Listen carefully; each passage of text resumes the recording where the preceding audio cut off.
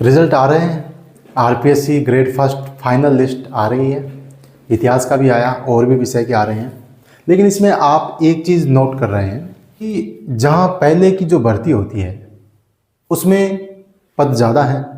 अभी जैसे जो अभी पिछली भर्ती है या अभी जो भर्ती चल रही है वर्तमान में, इनमें पदों की संख्या कम है। बावजूद इसके भी कट ऑफ में बहुत ज़्यादा अंतर नहीं है। जहाँ मैं इतिहास की बात करूँ, जैसे 800 पद, अभी जो रिजल्ट आया उसमें मात्र 90 पद, कितने गुना कम है देख लो। फिर भी कट ऑफ में बहुत ज़्यादा अंतर नहीं है। तो इसका कारण क्या है, जो मुझे समझ में आ रहा है वो मैं बताऊंगा। और फिर हमें जून में जो हमारा एग्ज़ाम है, नेक्स्ट जो एग्ज़ाम है, उसमें किन चीज़ों का ध्यान रखना है। ठीक है, चलिएगा। जो मेरे को समझ में आ रहा है जहाँ तक, वो मैं आपको बता रहा हूँ। दो चीज़ें हैं यहाँ पे। एक तो है आरपीएससी का बदलता हुआ पैटर्न। एक चीज़ तो ये, ठीक है साहब, कोई बात नहीं। दूसरा है पेपर फर्स्ट। दो चीज़ें हैं, एक तो है आरपीएससी का बदलता हुआ पैटर्न, एक है पेपर फर्स्ट। ठीक है, ये चीज़ें तो हमें भी पता है सर। थोड़ा समझाने की कोशिश करो, बताओ कि क्या बदल रहा है, पैटर्न में क्या बदल रहा है। और पेपर फर्स्ट सब कर रहे हैं, तो इसमें क्या है समस्या और क्या समाधान है, ये बताओ। बाकी तो ये चीज़ें तो हमें भी पता है। ठीक है, कोई बात नहीं। बदलता हुआ पैटर्न का मतलब मोटा मोटा सा इतना सा है, थोड़ा सा प्रश्नों की प्रकृति में बदलाव, एक तो। दूसरा, जो पीवाईक्यू क्वेश्चन है, विगत परीक्षाओं में पूछे जाने वाले जो क्वेश्चन हैं, जहां आरपीएससी 100 में से 60 क्वेश्चन पहले पीवाईक्यू में से आ जाते थे या 50 क्वेश्चन आ जाते थे, अब उनकी संख्या कम हो गई। पीवाईक्यू में जहां पहले क्वेश्चन थोड़े ज़्यादा आते थे, अब उनमें क्वेश्चन कम हो गए। एक। दूसरा, नए प्रश्न, जब पीवाईक्यू कम है तो सीधी सी बात है नए प्रश्न ज़्यादा, नए प्रश्नों की संख्या ज़्यादा है। अब देखो, मेरे नोट्स में, मेरे कंटेंट में बहुत कोई सिंपल क्वेश्चन आया, मान लो आरपीएससी ने पूछा और बहुत सिंपल क्वेश्चन पूछा, मेरे नोट्स में नहीं है, मेरे कंटेंट में नहीं है, मेरी सामग्री में नहीं है, तो मेरे लिए डिफ़िकल्ट है, मेरे लिए हार्ड है वो क्वेश्चन। सीधी सी बात है। जो क्वेश्चन मैंने नहीं देखा वो मेरे लिए हार्ड है, चाहे कितना ही सिंपल क्यों ना हो। तो नए प्रश्न आएंगे तो हो सकता है आपकी कंटेंट में हो या नहीं हो। हाँ, यदि प्रश्न ही बहुत ज़्यादा हार्ड है वो बात अलग है। तो मोटा मोटा इतना सा है कि एक तो इसने ये बदलाव किया है, पीवाईक्यू की संख्या कम कर दी। अच्छा, तो पीवाईक्यू कम हो गए तो क्या पीवाईक्यू निकालना छोड़ दें? नहीं, बिल्कुल नहीं छोड़ना है। पीवाईक्यू से फ़ायदे क्या होते हैं? पीवाईक्यू से फ़ायदे क्या होते हैं सर? फ़ायदे एक तो ये है कि जहाँ फैक्चुअल जो चीज़ें होती हैं वो थोड़ा सा जल्दी याद होती है।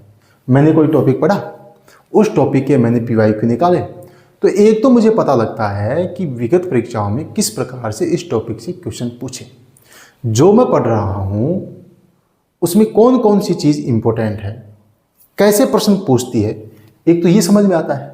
दूसरा, चीज़ें थोड़ा जल्दी याद होती है। दो इसके फायदे हैं। और फिर आरपीएससी ने कोई सौगंध थोड़ी खा ली कि मैं पीवाईक्यू दूंगी ही नहीं, वेटेज कम किया है। जहाँ पहले 50 क्वेश्चन आते थे, अब 20 कर दी, वेटेज कम किया है।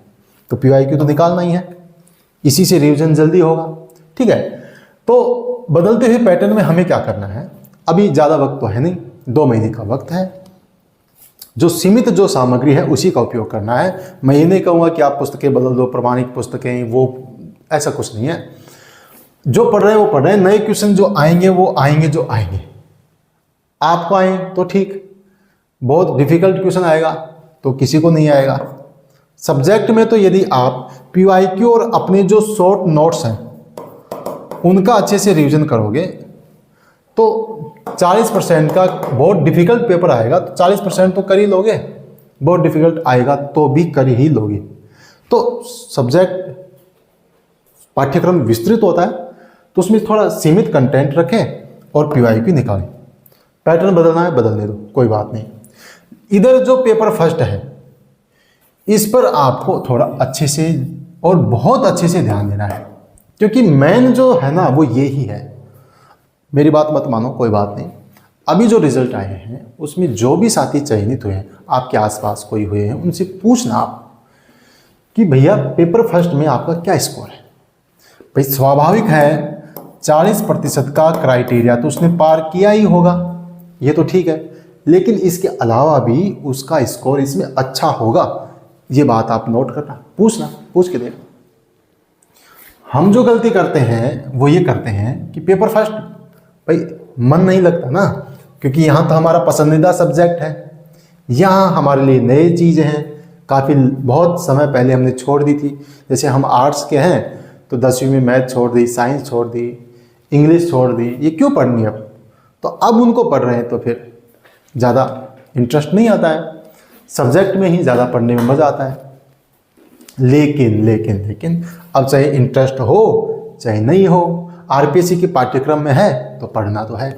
गलती क्या है, गलती ये है कि साहब यहाँ पे हिंदी है, ठीक है कोई बात नहीं, यहाँ पे आपकी इंग्लिश है, ठीक है कोई बात नहीं, यहाँ पे आपकी मैथ है, ठीक है कोई बात नहीं, यहाँ पे आपकी साइंस है, बहुत बढ़िया, यहाँ पे आपकी इतिहास है, यहाँ पे आपके ज्योग्राफी है, यहाँ पे आपके पॉलिटिकल साइंस है, खूब सब्जेक्ट है, ठीक है।